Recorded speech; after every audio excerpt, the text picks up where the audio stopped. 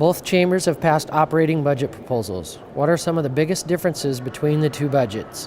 The House passed its operating budget proposal first and sent it over to the Senate, and the House proposed $1.5 billion in additional taxes that were assumed as part of that. They didn't actually introduce the bills to go along with that assumption, but it was not a fully funded, balanced budget as a result, and so I voted against it. It was a party line vote, and it funded the collective bargaining contracts for state employees, it funded education, it put a tuition freeze on colleges and universities. The Senate was a very different kind of budget. The Senate does not assume any tax increases. The Senate actually reduces college tuition, which is a remarkable thing. That's a historic development, and if we can do that this year, then I think the whole country will be watching us. And it fully funds education just the same as the Senate does. It also gives across the board $2,000 pay increases to state employees as opposed to the collective bargaining agreements. And so I assume that we're going to move toward the collective bargaining agreements as the negotiations go on, but that is a major difference in terms of how we approach the funding of our state employees. Do you feel there are enough similarities between the two budgets to reach an agreement by April 26th?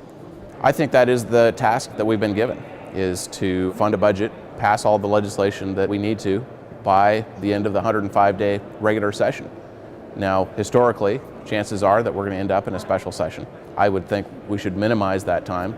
We shouldn't drag it out into the end of May and into June. We should get our work done as quickly as possible if it is necessary to have a special session. But we should still aim to finish up by April 26th.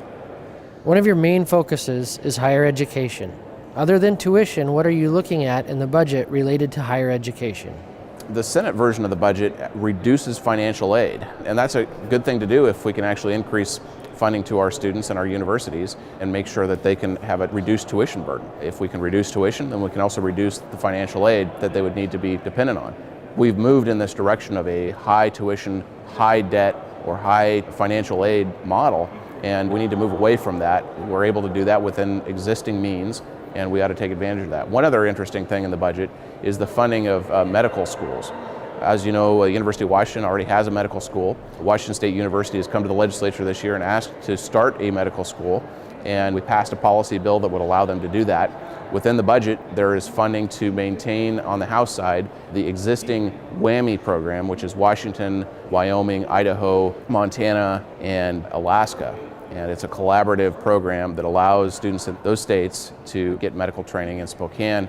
Good program, and the funding is maintained in the House budget, not as much in the Senate budget. But then there's money in both budgets to allow WSU to get started with the accreditation process so that they can get a medical school, and I think they'll be able to supply a lot of the unmet need for medical training.